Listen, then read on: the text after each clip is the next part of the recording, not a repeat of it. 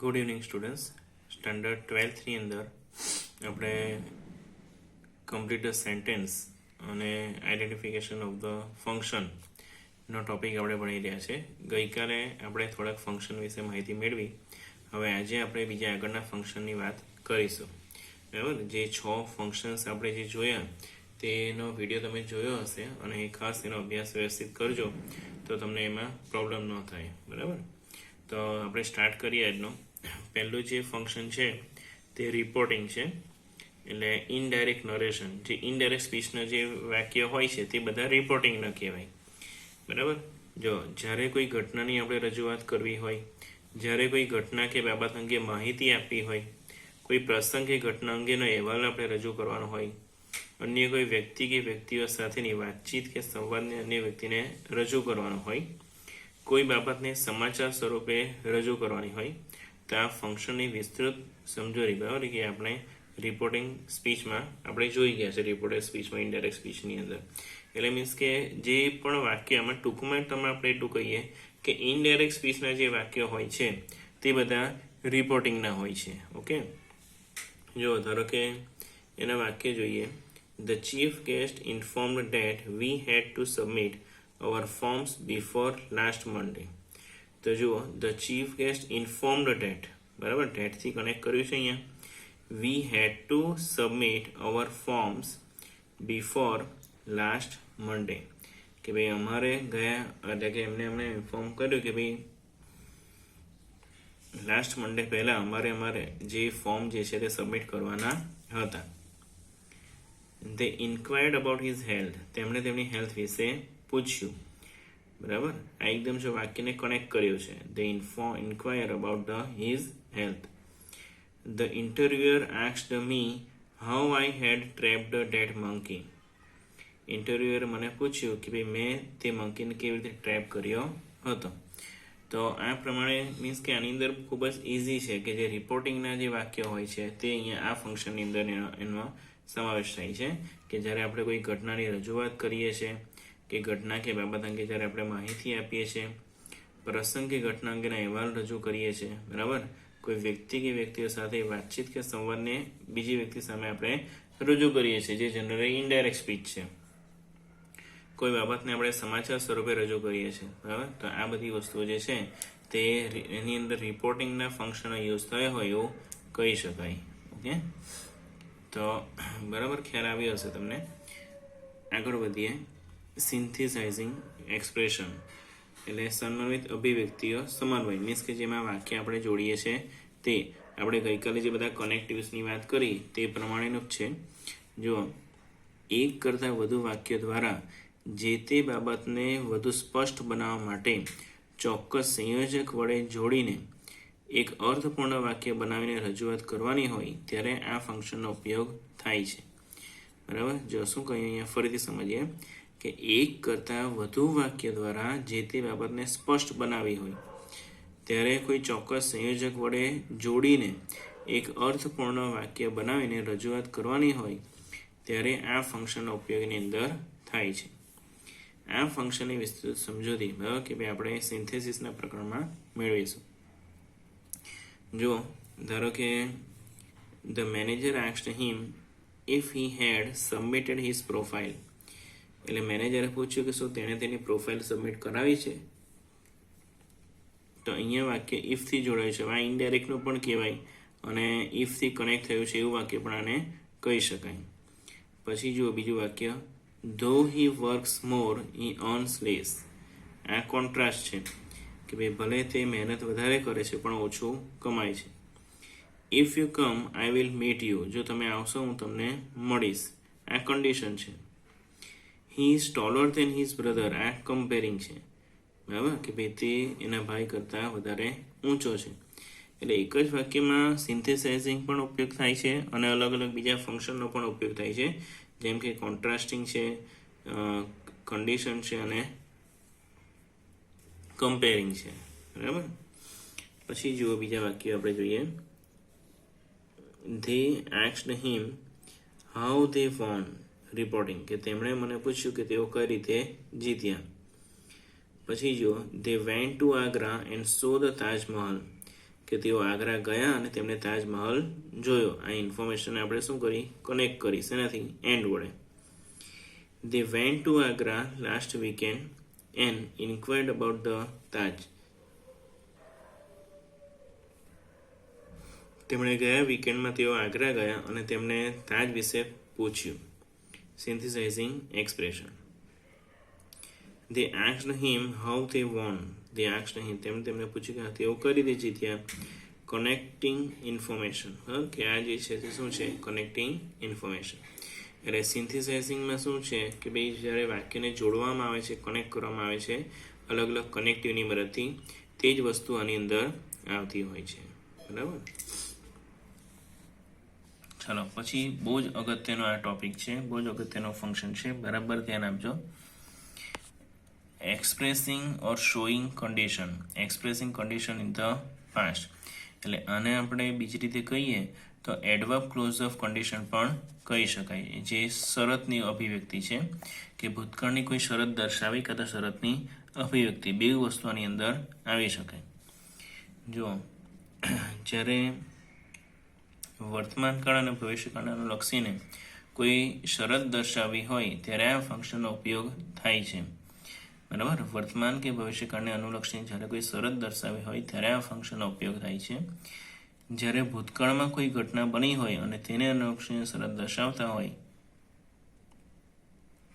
ત્યારે આ ફંક્શનનો ઉપયોગ થાય છે. બરાબર. એટલે ભૂતકાળની કોઈ ઘટના આપણે દર્શાવી હોય કાં તો વર્તમાન કાં તો ભવિષ્યકાળને સાંકળીને જ્યારે કોઈ પણ ઘટના કે ક્રિયા દર્શાવવાની હોય ત્યારે આ ફંક્શનનો ઉપયોગ થતો હોય છે. હવે આના જે મેઇન ઓળખ શબ્દો જે છે તે કયા છે, ઇફ અને અનલેસ. બરાબર. ઇફ અને અનલેસનો તમને ખ્યાલ છે બંને વચ્ચે શું ડિફરન્સ છે, કે ઇફ જે છે તે પોઝિટિવ સેન્ટેન્સ આવે છે. બરાબર. અને એમાં નેગેટિવ એને બનાવવા માટે આપણે નોટ લખવું પડે છે. જ્યારે અનલેસની અંદર કેવું હોય છે કે આપણે એ અનલેસ શબ્દ પોતે નેગેટિવ છે, એટલે એના માટે બીજા નેગેટિવ કોઈ વર્ડની જરૂર પડતી નથી. બરાબર. એટલે જો ધારો કે વાક્ય શું હોય કે ભાઈ ઇફ કે અનલેસ લખીને સાદા વર્તમાનકાળનું વિધાન અને સાદા ભવિષ્યકાળનું વાક્ય. બરાબર. વર્તમાનકાળની જ્યારે આપણે કોઈ પણ સંભાવના વ્યક્ત કરીએ, શરત દર્શાવીએ ત્યારે, જેમ કે આપણે એમ કહીએ કે જો હવે વરસાદ વધારે પડશે તો વડોદરાની અંદર પૂર આવશે. તો હવે જો વરસાદ પડશે તો આ વર્તમાનકાળનું વાક્ય, તો વડોદરામાં પૂર આવશે આ ભવિષ્યકાળનું વાક્ય. બરાબર. પછી જો ઇફ કે અનલેસ કરતા, પછી હેડ, પછી પાસ્ટ પાર્ટિસિપલ, પછી પૂર્ણ સહાયક ક્રિયાપદનું વિધાન. એટલે આ જે છે તે જ સૌથી ઇમ્પોર્ટન્ટ છે. તમને પરીક્ષાની અંદર એ જ મોટે ભાગે પૂછાતું હોય છે કે ઇફ કે અનલેસ સાથે કરતા સાથે હેડ લખવાનું અને પછી ભૂતકૃતનું રૂપ. જ્યારે અને બીજું જે વાક્ય હશે તેમાં પૂર્ણ સહાયકારક ક્રિયાપદ એટલે પરફેક્ટ મોડલ એક્ઝેલરીનું જે વાક્ય હશે તે આવશે. આપણે એક્ટિવ અને પેસિવ વોઇસની અંદર એ વસ્તુ શીખી ગયા છે. જો ધારો કે expressing condition of the present time. Present ટાઈમની જ્યારે કન્ડિશન એક્સપ્રેસ કરવાની હોય ત્યારે એની અંદર કઈ રીતના વાક્ય હોય છે, તો જો if you select me I will serve you, કે જો તમે મને સિલેક્ટ કરશો હું તમને સેવા કરીશ. પછી come on time or leave the job, કે સમય પર આવો અથવા જોબ છોડી દો. Unless you help me I will report to the boss. જો હવે આ જે વાક્ય છે ને યુ હેલ્પ મી, આ તો હકારાત્મક છે, પણ એની સાથે અનલેસ લખવામાં આવે છે એટલે એ વાક્ય નેગેટિવ થઈ જાય છે. કે અનલેસ યુ હેલ્પ મી, જો તમે મને હેલ્પ નહીં કરો તો આઈ will report to the boss, તો હું બોસને રિપોર્ટ કરીશ. બી રેગ્યુલર એન્ડ વિન રિવાર્ડ, કે ભાઈ રેગ્યુલર બનો અને ઇનામ મેળવો. તો આ જે છે તે પ્રેઝન્ટ ટાઈમની કન્ડિશન્સ છે. પછી પાસ્ટની પણ કન્ડિશન્સ હોય છે કે ઇફ ધે હેડ કોલ્ડ અસ, કે જો તેઓએ આપણને બોલાવ્યા હોત તો વી વુડ હેવ અરાઇવ્ડ, તો આપણે આવ્યા હોત. તો આ રીતના વાક્ય હોય છે કે જે ભૂતકાળની ઘટના છે, કે ખરેખર એ બેમાંથી એક પણ ક્રિયા ના થઈ હોય પણ એક રીતની ભૂતકાળની સંભાવના વ્યક્ત કરવામાં આવતી હોય છે. બરાબર. પછી જો unless he reached they here, કે જો તે અહીંયા નહીં પહોંચ્યો હોત તો I would have called you, તો મેં તમને જ બોલાવ્યા હોત. હેડ યુ બીન ધેર, જો તમે ત્યાં હોત the problem could have been solve, તો સમસ્યા જે છે તે સરળતાથી તમે એનો ઉકેલ લાવ્યા હોત. એટલે હવે આ જે 3 વાક્ય છે, બરાબર, એ શું છે કે ભાઈ એની અંદર પરફેક્ટ મોડલ એક્ઝરીનો ઉપયોગ થયો છે અને જે ઘટના ખરેખર થઈ જ નથી એની અહીંયા વાત કરવામાં આવે છે, બરાબર. તો આની અંદર ખાસ તમારે ધ્યાન આપવાનું છે અને પરીક્ષાની અંદર આપણે બોર્ડની અંદર કે કોઈ પણ તમારી એક્ઝામની અંદર આ ખાસ આ ફંક્શન તો પૂછાશે જ કે ભાઈ expressing condition in the past એની અંદર શું હશે. ફરી એકવાર બાબત જલ્દી સમજી લેજો કે એની અંદર પરફેક્ટ મોડલ એક્ઝલરીના વાક્ય હશે. કોઈ પણ મોડલ એક્ઝલરી, પછી હેવ, પછી ક્રિયાપદનું ત્રીજું રૂપ, બરાબર. ચલો હવે આપણે આગળ વધીએ. આગળનું જે ફંક્શન છે તે જોઈએ. Comparing people or place things in relation two something, એટલે એને આપણે એડવર્બ ક્લોઝ ઓફ કમ્પેરિઝન કહી શકાય, જેની અંદર કમ્પેર કરવામાં આવે છે. શોઈંગ કમ્પેરિઝન ઓર એક્સપ્રેસિંગ કમ્પેરિઝન એવું પણ આપણે કહી શકીએ. હવે આની અંદર શું આવશે કે અલગ અલગ ડિગ્રીના વાક્ય આવશે, બરાબર. જો વ્યક્તિ, સ્થળ કે વસ્તુ કે બાબતની તુલના, જ્યારે કોઈ એક વ્યક્તિ, સ્થળ, વસ્તુ કે બાબતની તુલના અન્ય વ્યક્તિ, સ્થળ કે વસ્તુ કે બાબત સાથે કરવામાં આવે ત્યારે આ ફંક્શનનો ઉપયોગ થાય છે, જ્યારે તુલના કરવામાં આવે છે ત્યારે, બરાબર. જેમ કે એઝ, સો એઝ, બરાબર, AR, then, here, then, any other, many other, આ બધા એના ઓળખ શબ્દો છે. આ બધા જે શબ્દો જે છે તે ડિગ્રીના છે, બરાબર. વેરી ફ્યુ જે છે તે પોઝિટિવ ડિગ્રીનું વાક્ય દર્શાવે છે. અહીંયા નો અધર છે એ પણ પોઝિટિવ ડિગ્રી છે. તો આ પ્રમાણે અલગ અલગ ડિગ્રીઝના જે વાક્ય હોય છે તે આની અંદર દર્શાવવામાં આવતા હોય છે. જો આપણે વાક્ય જો બરાબર ધ્યાન આપજો તો ખ્યાલ આવે તમને. Ajay is as tall as Kiran, કે ભાઈ અજય જે છે તે કિરણ જેટલો જ ઊંચો છે, બરાબર. અહીંયા એઝ છે એટલે બંને એ કોઈ પણ વિશેષણની બાબતમાં સરખા છે. પછી Kiran is not so tall as Ajay. હવે આને જ આપણે નેગેટિવમાં જો લખીએ તો આ પ્રમાણે કે ભાઈ કિરણ જે છે તે અજય જેટલી ઊંચી નથી, બરાબર. આનો અર્થ એ થાય. પછી અજય ઇઝ ટોલર ધેન કિરણ. હવે આને કમ્પેરેટિવ ડિગ્રીમાં લખીએ તો શું લખાય કે અજય જે છે તે કિરણ કરતાં ઊંચો છે, બરાબર. Ajay is taller than Kiran. Ajay is taller than Kiran એટલે કે અજય જે છે તે કિરણ કરતાં ઊંચો છે. પછી જો very few boys are as tall as Ajay. તો હવે આ જે છે એ પણ પોઝિટિવ ડિગ્રીનું વાક્ય છે કે અજય જેટલા બહુ જ ઓછા છોકરાઓ ઊંચા છે. પછી Ajay is taller than most other boys, બરાબર, કે ભાઈ અજય જે છે તે બીજા બધા છોકરાઓ કરતાં, મોટે ભાગના છોકરાઓ કરતાં ઊંચો છે. પછી જો એ જ વાક્યને જો બીજી રીતે લખીએ કે ભાઈ Ajay is taller than most other boys. Ajay is one of the tallest boys, કે ભાઈ અજય જે છે તે સૌથી ઊંચો છોકરો છે. આ સુપરલેટિવ ડિગ્રીનું વાક્ય કહેવાય. પછી no other boy is so tall as Ajay, કે ભાઈ અજય જેટલો ઊંચો છોકરો બીજો કોઈ નથી. પછી Ajay is taller than any other boy, કે ભાઈ અજય બીજા કોઈ પણ છોકરા કરતાં ઊંચો છે. અને છેલ્લે Ajay is the tallest boy, કે ભાઈ અજય સૌથી ઊંચો છોકરો છે. તો આ પ્રમાણે એક જ વાક્યની ડિગ્રીના અલગ અલગ વાક્યની અંદર આપણે લખી શકીએ. એટલે તમારે મેઇન આની અંદર એટલું ધ્યાન રાખવાનું કે જ્યારે એની અંદર કમ્પેરિઝન થતું હોય છે ત્યારે એ જે ફંક્શન છે તે કયા ફંક્શનનો ઉપયોગ થાય કે ભાઈ comparing in the things, place or people in relation two something. કારણ તમને શોઈંગ કમ્પેરિંગ પણ આપી શકે, કારણ એક્સપ્રેસિંગ કમ્પેરિઝન પણ આપી શકે, બરાબર. એવા કોઈ પણ અલગ અલગ શબ્દનો ઉપયોગ કરાય. પણ તમારે મેઇન એટલું જ ધ્યાન રાખવાનું કે ભાઈ કમ્પેરિઝન આવે ત્યારે તમારે કમ્પેર દર્શાવતા ડિગ્રીના કોઈ પણ વાક્ય પસંદ કરવાના હોય છે કાં તો બનાવવાના હોય છે, લખવાના હોય છે. ચાલો પછી આ પણ બહુ અગત્યનો ટોપિક છે કે શોઈંગ એક્સપ્રેસિંગ કોન્ટ્રાસ્ટ, કે શોઈંગ ઓર એક્સપ્રેસિંગ કોન્ટ્રાસ્ટ, કે ભાઈ કોન્ટ્રાસ્ટ દર્શાવવો. એડવર્બ ક્લોઝ ઓફ કોન્ટ્રાસ્ટનો ઉપયોગ આની અંદર થાય છે, બરાબર. એટલે વિરોધાભાસ. કોન્ટ્રાસ્ટ એટલે શું થાય? વિરોધાભાસ છે. જો જ્યારે કોઈ બે વિરોધી બાબતોને એક જ વિધાનમાં રજૂ કરવાની હોય ત્યારે આ ફંક્શનનો ઉપયોગ થાય છે, બરાબર. જ્યારે કોઈ બે વિરોધી બાબતોનો આપણે એક જ વિધાનમાં રજૂ કરવાની હોય ત્યારે આ ફંક્શનનો ઉપયોગની અંદર થશે. એટલે જે વિરોધાભાસ જેમાં દર્શાવવાનો હોય તેમાં આ પ્રકારના વાક્ય આવશે. જો એના ઓળખ સૂચક શબ્દો એટલે એનાથી કયા શબ્દ પરથી આપણે ખબર પડે તો ધો, ઓલ્ધો, ઇવન ધો, however, as, but, yet, still, in spite of અને despite. હવે આ જે ધો અને ઓલ્ધો જે અર્થ થાય છે કે ઇવન ધો, જોકેનો અર્થ થાય કે ભાઈ જોકે આપણે એમ કહીએ ને કે ભાઈ જોકે તેને મહેનત કરી હતી પણ તે પાસ થયો નહીં, તો એ પ્રકારના વિરોધાભાસવાળા વાક્યની અંદર આવે છે. પછી however, as, but, yet, still, in spite of અને despite નો ઉપયોગ આની અંદર થાય છે. આપણે સિમ્પલ બટ વાળા વાક્ય લખતા આવડે છે બરાબર, જેની અંદર વિરોધાભાસ હોય. He is poor but he is happy. આ પ્રકારના જે વાક્યો છે એને આવી રીતે અલગ અલગ કનેક્ટિવનો ઉપયોગ કરીને જેની અંદર વિરોધાભાસ દર્શાવવાનો હોય છે. જો વાક્ય જો એટલે ખબર પડે તમને કે ઇન સ્પાઇટ ઓફ અથવા ડિસ્પાઇટ હિઝ ઇલનેસ, તે બીમાર હોવા છતાં, એની બીમારી હોવા છતાં, he comes to the office for work, તે ઓફિસે કામ કરવા માટે આવ્યો બરાબર, તે બીમાર હોવા છતાં એમ. તો આ વિરોધાભાસ છે. પછી he was ill but yet કે સ્ટીલ, જો આમાંથી કંઈ પણ આપણે લખી શકીએ.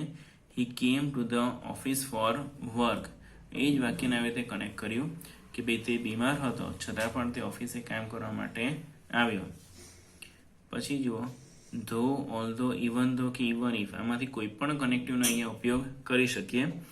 જો ઇફ હી વોઝ ઇલ, કે જો બરાબર હી વોઝ ઇલ કે ભલે તે બીમાર હતો, he came to the office for work, તે ઓફિસે કામ કરવા માટે આવ્યો બરાબર.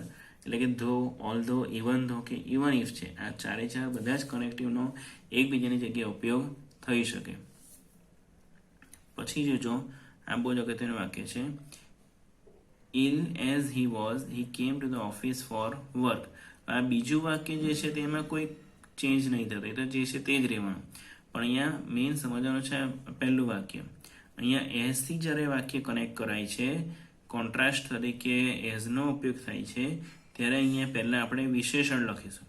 પહેલું વિશેષણ આવશે, પછી કોન્ટ્રાસ્ટ દર્શાવતો શબ્દ મીન્સ કે કનેક્ટિવ જે હોય છે તે. ઇલ એઝ હી વોઝ, પછી કરતા ને પછી ક્રિયાપદ બરાબર. આ ખાસ ધ્યાન રાખજો કે પહેલો આની અંદર વિશેષણ આવશે.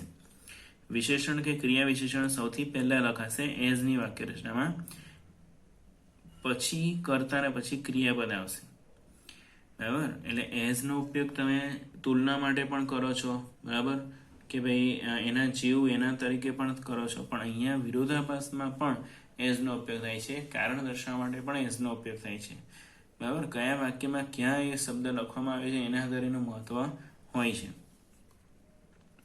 એટલે આમાં શું યાદ રાખશો કે એઝ પહેલા હંમેશા વિશેષણ આવશે. પરીક્ષાની અંદર કદાચ કમ્પ્યુટર સેન્ટેન્સમાં તમને પૂછાય આ બીજું વાક્ય આપી દીધું હોય અને બ્રેકેટમાં તમને એઝ લખીને આપ્યું હોય કે ભાઈ વાક્ય કમ્પ્લીટ કરો, તો તમને એ ખબર હોવી જોઈએ કે એઝ વાળા વાક્યમાં મારે વિરોધાભાસ જો દર્શાવવાનો હોય છે તો પહેલાં હું વિશેષણ લખીશ, પછી એઝ લખીશ, પછી કરતા ને પછી ક્રિયાપદ લખાશે બરાબર. એટલે આ પ્રમાણે એ જે કોન્ટ્રાસ્ટના જે વાક્ય હોય છે તે કમ્પ્લીટ કરાય છે. હવે જુઓ એના પછીનું જે ફંક્શન છે તે ઓફરિંગ સજેશન ઓર એડવાઇસ. જો આમાં શું આવશે, શુડ, આઉટ ટુ કે હેડ બેટરનો ઉપયોગ થાય છે. મોટે ભાગે સલાહ કે સૂચન આપવાનો અર્થ જ્યારે એની અંદર આવે ત્યારે આ વસ્તુ આવે છે. જ્યારે કોઈ વ્યક્તિને સલાહ કે સૂચન આપવાના હોય ત્યારે આ ફંક્શનનો ઉપયોગ થાય છે બરાબર. કે જ્યારે કોઈ વ્યક્તિને સલાહ સૂચન આપવાના હોય ત્યારે આ ફંક્શનનો ઉપયોગ થાય છે. એના જે ઓળખ શબ્દ છે તે કયા છે, શુડ, આઉટ ટુ કે હેડ બેટર. સામાન્ય સૂચન માટે શુડનો ઉપયોગ થાય, પછી ભારદર્શક સૂચન જ્યારે કરવાનું હોય ત્યારે આઉટ ટુનો ઉપયોગ થાય છે, અને વધારે ભારદર્શક સૂચન માટે હેડ બેટરનો ઉપયોગ થાય છે બરાબર. આપણે જે રીતે મસ્ટનો ઉપયોગ કરીએ છીએ તે રીતે. હવે જો પહેલું એનું વાક્ય જોઈએ એટલે ખ્યાલ આવે કે he should read more two get good result, કે તેણે સારું રિઝલ્ટ મેળવવા માટે વધારે વાંચવું જોઈએ બરાબર, વધારે એને વાંચવું જોઈએ. પછી જો Amit is weak in he study, કે ભાઈ અમિત તેના અભ્યાસમાં ખૂબ જ કમજોર છે. હી આઉટ ટુ રીડ મોર, તેણે વધારે અભ્યાસ કરવો જ જોઈએ. તો આ ભાર આપવામાં આવે છે કે એ કમજોર છે, નબળો છે, એટલા માટે તેણે અભ્યાસ કરવો જ જોઈએ એવો અર્થ થાય છે. પછી Vinod failed in the last exam, Vinod ગઈ પરીક્ષામાં નપાસ થયો. He had better join coaching classes as early as possible. એટલે વિનોદ જે છે તે ગઈ પરીક્ષામાં નપાસ થયો હતો કે તેના માટે સારું શું છે કે તે જલ્દીથી જલ્દી કોઈ પણ કોચિંગ ક્લાસથી જોઈન કરી લે તો એના માટે એટલી વસ્તુ સારી હશે. બરાબર. ચલો પછી એટલે આ જે છે એની અંદર શું કરવામાં આવે છે, સજેશન કે એડવાઇસ જે છે તે ઓફર કરવામાં આવે છે. પછી જુઓ એક્સપ્રેસિંગ ચોઇસ એટલે પસંદગી દર્શાવવા માટેનો ઉપયોગ થાય. વુડ રેધરની કન્સ્ટ્રક્શન જે હોય છે તે આની અંદર આવે છે. એટલે કોઈ બે ઓપ્શનમાંથી એક ઓપ્શન સિલેક્ટ કરવાનો હોય ત્યારે આપણે વુડ રેધરનો ઉપયોગ કરીએ છીએ. કોઈ વ્યક્તિની ઈચ્છા વ્યક્ત કરવા માટે આ ફંક્શનનો ઉપયોગ થાય છે. ખાસ કરીને તે વ્યક્તિનું કોઈ કાર્ય સંતોષકારક ન થયું હોય અને તેના વિકલ્પ સ્વરૂપે બીજું કંઈક તે કરી શક્યો હોત તો તે પ્રકારની ઈચ્છા વ્યક્ત કરવા માટે ફંક્શનનો ઉપયોગ થાય છે. બરાબર. એટલે કોઈ કાર્યને કર્યું પણ એના કરતાં એવું દર્શાવે કે ભાઈ મેં આવું કર્યું હોત તો વધારે સારું હોત, તો એવી કન્ડિશનમાં વુડ રેધરનો ઉપયોગ થાય. જો I would rather walk than go by car with my brother, એટલે કે હું મારા બ્રધર સાથે કારમાં ગયો એના કરતાં હું ચાલ્યો હોત તો વધારે સારું હોત એમ. I would rather get punished by my father than my mother, એટલે કે મારા મમ્મી કરતાં મારા પપ્પા દ્વારા મને વધારે સજા કરવામાં આવે છે. પછી I would rather conduct an activity than take part in fun, એટલે હું કોઈ એકાદમાં ભાગ લઉં એના કરતાં કોઈને કોઈ એક્ટિવિટી હું જાતે કન્ડક્ટ કરવા માંગુ છું, જાતે એની અંદર ભાગ લેવા માંગુ છું. બરાબર. તો એક્સપ્રેસિંગ ચોઇસનો ઉપયોગ આ રીતે થાય છે. એટલે જો આજે આપણે અલગ અલગ ફંક્શન જે જોયા તે કયા જોયા, પહેલું તો રિપોર્ટિંગનું, બરાબર, જેમાં ઇનડાયરેક્ટ સ્પીચના વાક્યનો સમાવેશ થાય છે. પછી સિન્થેસાઇઝિંગ એક્સપ્રેશન જેની અંદર અલગ અલગ કનેક્ટિવ્સ આવે છે. પછી એક્સપ્રેસિંગ કન્ડિશન કાં તો expressing condition in the past કે જેની અંદર ભૂતકાળની જે ઘટનાઓ હોય છે, ભૂતકાળની કોઈ શરતો હોય છે તે દર્શાવવામાં આવે છે. ત્યાર પછી કમ્પેરિઝન, શોઈંગ કમ્પેરિઝનનો આપણે અભ્યાસ કર્યો કે જેની અંદર અલગ અલગ વાક્યો જે છે તેમાં કમ્પેરિઝન દર્શાવવામાં આવતી હોય છે. પછી જો શોઈંગ ઓર એક્સપ્રેસિંગ કોન્ટ્રાસ્ટ એટલે જેમાં વિરોધાભાસ આપણે દર્શાવીએ છીએ તે, બરાબર, જે બટના વાક્યને આપણે સિમ્પલ અલગ અલગ રીતે લખી શકીએ તે વસ્તુ છે. અને પછી ઓફરિંગ સજેશન કે જેમાં કોઈ એડવાઇસ કે સજેશન ઓફર કરવામાં આવે છે. અને છેલ્લો જે ટોપિક આપણે જોયો તે શું જોયો, એક્સપ્રેસિંગ ચોઇસ કે જેની અંદર વુડ રેધરની વાક્યરચનાનો ઉપયોગ કરવામાં આવે છે. તો આપણે આ પ્રમાણે અલગ અલગ જે ફંક્શન હોય છે તે એક્ઝામમાં અલગ અલગ રીતે પૂછાય છે. બરાબર. ફંક્શન આપણે ઓપ્શન સિલેક્ટ કરવાના હોય એ રીતે પણ પૂછાશે, કમ્પ્લીટ સેન્ટેન્સમાં પૂછાશે અને ડાયલોગ જે છે તે કમ્પ્લીટ કરવા માટે પણ આ જ વસ્તુ પૂછવામાં આવશે. એટલે આ જે બેઝ જે છે તે તમારે ખાસ અને કમ્પ્લીટ કરવાનો છે.